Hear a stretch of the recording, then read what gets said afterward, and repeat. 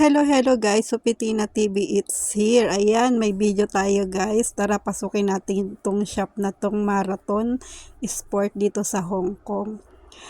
Nag-decide kaming bumili ng sapatos magkaibigan.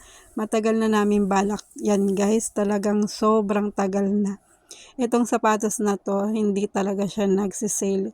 Nung nakita namin nung nakaraang araw na sale siya, talagang sinugod namin tong shop na to.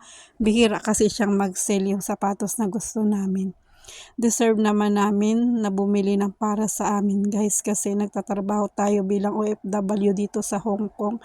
Kaya pag paminsan-minsan, bilihan din natin ang sarili natin, hindi lang padala ng pera sa ating mahal sa buhay. Pero wala namang problema doon kung talagang kailangan.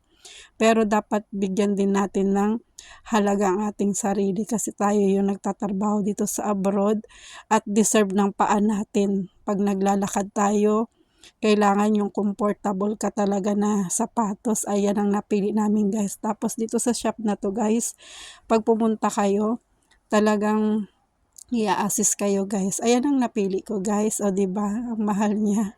Pero sale siya kaya 599 na lang. Dati siyang 800 plus. Ayan, nagsukat na kami at bagay sa paan namin guys.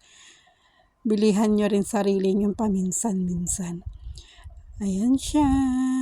Binili na namin. Napakabait ng sales lady na yan. At may mga bag din sila dito. At sale din. Ayan, nabili na namin guys. Thank you Lord. Deserve po namin to talaga.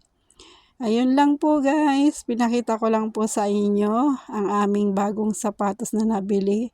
Thank you. Bye-bye.